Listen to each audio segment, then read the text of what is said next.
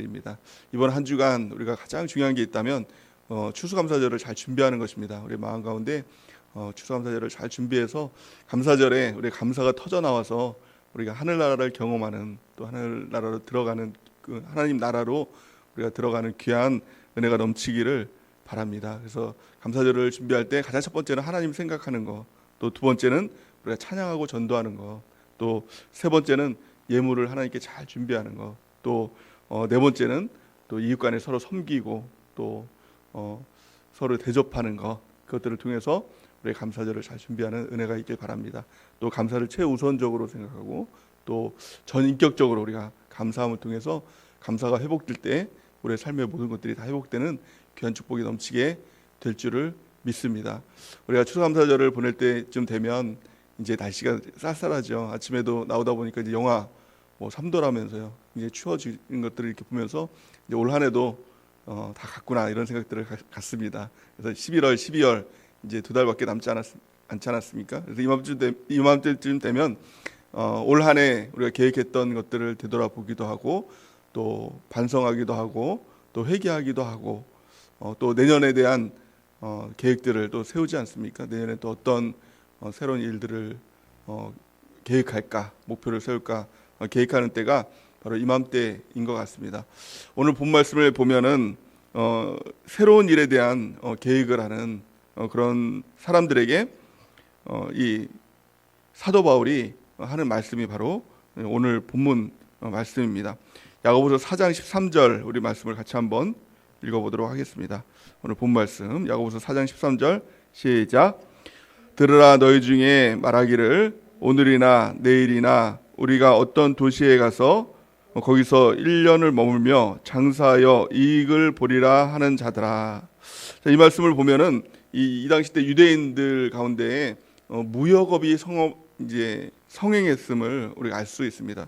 그래서 이제 진취적인 비즈니스 개척자로서 지중해 바다를 통해서 전 세계로 나가고 있는 이제 그런 모습들 가운데 이제 그런 사람들을 대상으로 해서 사도 바울이 이야기를 하고 있는 장면이 바로 오늘 이 본문 내용입니다.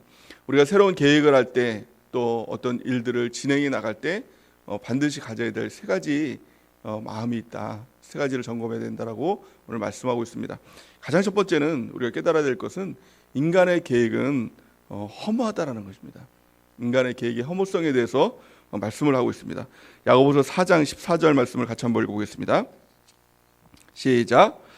내일 일을 너희가 알지 못하는도다. 너희 생명이 무엇이냐? 너희는 잠깐 보이다가 없어지는 안개니라.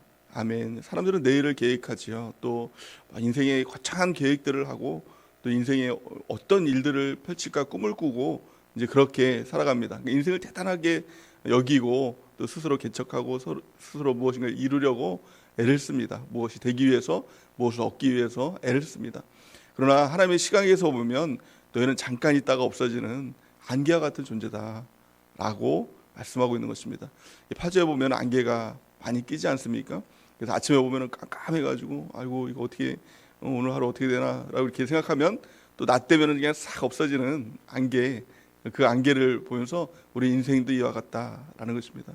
뭔가 대단하고 뭔가 막 어떨 때는 힘들고 막 그렇지만 그 다 거쳐지는 안개와 같은 것이다. 그러니까 인간의 계획은 다 험하다 이렇게 말씀하고 있습니다. 누가복음 12장에 보면 어리석은 부자가 나옵니다. 그 부자의 모습을 보면 누가복음 12장 19절 말씀에 보면 이렇게 얘기하죠. 또 내가 내 영혼에게 이르되 영혼아 여러 해 쓸 물건을 많이 쌓아두었으니 평안히 쉬고 먹고 마시고 즐거워하자 하리라 하되. 이 말씀을 보면 어리석은 부자가 열심히 일했다는 겁니다. 그러니까 어떻게 보면은 참 세상적으로 보면은 지혜로운 부자죠. 그러니까 현명한 부자입니다. 열심히 일해서 이제 재물을 쌓고 여생을 이렇게 편안하게 행복하게 이제 보내겠다. 이제 그런 계획을 가지고 열심히 일하는 이 부자의 모습을 볼 수가 있는 것입니다. 많은 사람들의 모습, 이 땅에 있는 모든 사람들의 모습이 다 이와 같은 모습이죠. 또 사실은 어떻게 보면 우리의 로망이 이와 같은 모습일 수도 있다는 것입니다. 열심히 일해가지고 돈을 많이 벌어가지고 여생에는 해외여행도 다니고 또 뭐 자녀들에게 뭐 용돈도 주고 그러면서 풍족하게 행복하게 살자. 이게 사람들의 꿈 아닙니까? 그러니까 이 부자도 마찬가지라는 것입니다. 이 보니까 내 영혼아 여러 해 쓸 물건을 많이 쌓아두었으니, 그러니까 여생을 평생 이제 즐길 만큼 많이 쌓아두었으니까 이제는 해야 될 게 뭡니까? 평안히 쉬고 먹고 마시고 즐거워하자. 이렇게 했다는 것입니다. 근데 그 다음에 하나님께서 하시는 말씀이 무엇이죠? 누가복음 12장 20절 말씀 우리 같이 한번 읽어볼까요? 시작. 하나님은 이르시되 어리석은 자여 오늘 밤에 내 영혼을 도로 찾으리니 그러면 내 준비한 것이 누구의 것이 되겠느냐 하셨으니. 아멘. 우리의 삶은 알지 못한다는 것입니다. 요즘에 뭐 TV를 본다든가 또 우리 주변을 보면은 젊은 사람들 또 어린 사람들이 쉽게 이제 목숨을 잃고 또 뭐 천국이나 뭐 지옥이나 가는 그런 모습들을 많이 볼 수가 있지 않습니까? 그러니까 먼저 온 것은 뭐 빠르게 온 사람, 늦게 온 사람이 있어도요, 갈 때는요 그 순서가 없다는 것을 우리는 너무나 잘 알고 있는 것입니다.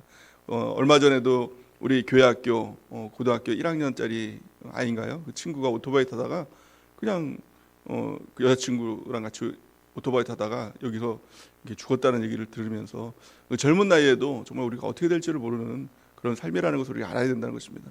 삶과 죽음은 하나님의 손에 있는 것입니다. 내가 무엇을 열심히 해서 무슨 계획을 세우고 이것은 하나님의 눈에 보기에는 허탄한 것이라는 것입니다. 열심히 일해서 돈을 많이 벌어놨어요. 평생 쓸 만큼 벌어놨어요. 근데 벌어놓고 일만 하고 하나님께서 오늘 너 와 그러면 그냥 다 놓고 가야 되는 거 아닙니까? 그러니까 우리가 항상 하나님이 있다는 것을 염두한 삶을 살아야 된다는 것입니다. 두 번째 주는 메시지는 그럼 우리가 어떻게 인생을 살아야 될 것인가?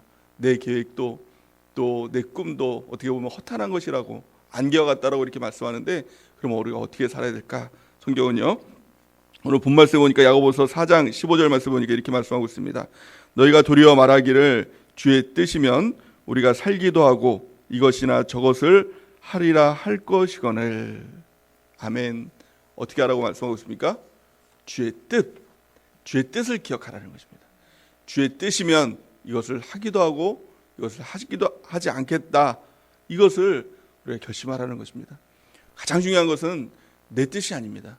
내 꿈이 아니고 나의 계획이 아니고 하나님의 뜻이에요. 그래서 하나님의 뜻이 무엇인지를 우리 늘 묻고 살아야 된다는 것입니다. 16절 말씀해 보니까 인간 계획의 허탄한 것들에 대해서 또 말씀하고 있죠. 16절 보니까 이렇게 말씀합니다. 이제도 너희가 허탄한 자랑을 하니 그러한 자랑은 다 악한 것이라. 세상 사람들은 자랑을 합니다. 자기가 이루어놓은 것들, 가지고 있는 것들, 또 이루고 갖지 않은 것들조차도 자기가 어떤 계획을 세우고 있다느니 어떤 것을 목표로 하고 있다느니 이런 것들을 막 허탄한 자랑들을 하며 살아갑니다. 특별히 요즘에는 그 자랑들이 더 막 그게 다르지 않습니까? SNS 같은 데 보면 다 자기 자랑이잖아요. 그리고 또 사람들 만나면 세상 사람들 다 자기 자랑하고 막 그러지 않습니까? 근데 이 모든 것들이 다 악한 것이다라는 거예요. 우리는 오직 한 가지를 바라봐야 된다는 것이죠. 그 뭐냐면 하나님의 뜻. 하나님의 뜻이 무엇인가? 여기에 우리가 온통 그 마음을 집중해야 된다는 것입니다. 이렇게 살았던 사람이 바로 사도 바울 아닙니까? 사도 바울은 이렇게 얘기합니다. 고린도전서 4장 19절 보면 주께서 허락하시면 내가 너에게 속히 나가서 교만한 자들의 말이 아니라 오직 그 능력을 알아보겠으니 이렇게 말씀합니다. 주께서 허락하시면 주의 뜻이 무엇인가를 항상 우리가 염두에 보아야 한다는 것입니다. 그래서 주의 뜻을 묻지 않는다면 사실은 이것은 믿는 사람이 아니라는 거예요. 우리에겐 주인이 있지 않습니까? 주님이라고 부르지 않습니까? 그러니까 주님이라고 부르면서도 늘 내 마음대로 한다라고 하면 내가 주인인 것이죠. 우리가 주님이라고 부른다면 주인의 뜻이 무엇인가? 우리는 종 아닙니까? 옛날 말로 하면 종놈 아니에요? 근데 종놈이 맨날 주인 뜻하고는 상관없이 뭐 마당새야 일로 와라 그러면은 내가 바빠가지고 지금 갈 수 없다고 막 그러면서 지금 뭐 놀러 가야 된다 그러면서 맨날 그런다 그러면 어떻게 됩니까? 안 되지 않습니까? 우리는 진짜 옛날 말로 하면 마당새예요. 종놈이에요.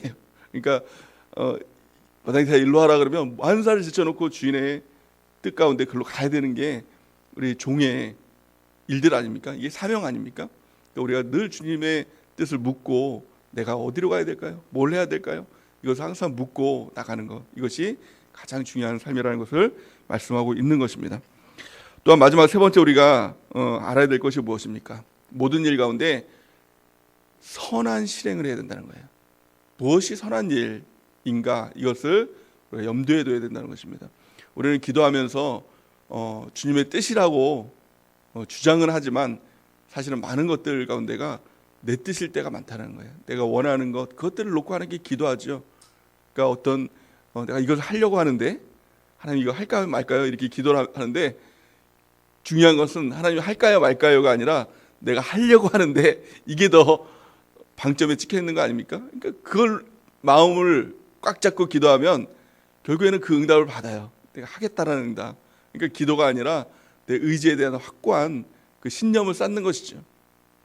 그래서 중요한 것은 하나님의 뜻이 무엇인가를 늘 물어야 돼요. 근데 하나님의 뜻 가운데 가장 중요한 것이 바로 선행이냐, 선한 일이냐, 여기에 우리가 생각을 해야 된다는 것입니다. 어떤 장로님이 목사님께 와서 이제 사업 구상에 대해서 상의를 했다고 합니다. 그러니까 상담을 했다고 합니다. 목사님, 제가 좋은 사업 구상을 하나님께서 주셔서 이번에 하려고 합니다. 이 사업이 잘 되면 교회 건축도 다 제가 하고요. 또 뭐 선교, 구제 장학 제가 다 하겠습니다. 그래서 기도해 주세요. 안수해 주세요. 잘 될 수 있도록 기도해 주세요. 이렇게 기도를 받으러 왔다고 합니다. 그래서 이 목사님이 그러시냐고, 너무 잘 됐다고 하면서 어떤 사업 구상을 받으셨냐라고 했더니 실제로 있었던 일입니다. 이 장로님이 담배 유통을 하려고 합니다. 이렇게 이야기를 했다고 하죠. 그래서 목사님이 당장 그만둬라. 하나님의 뜻이 아니다. 이렇게 이야기를 했다고 합니다. 왜 목사님은 기도도 해보기 전에 왜 이게 하나님의 뜻이 아니라고 이렇게 말할 수 있었을까요? 이 두 가지예요.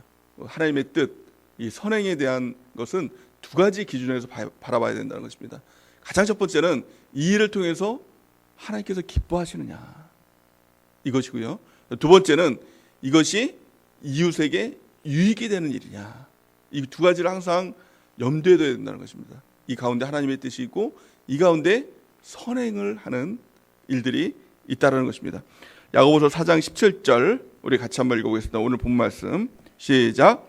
그러므로 사람이 선을 행할 줄 알고도 행하지 아니하면 죄니라.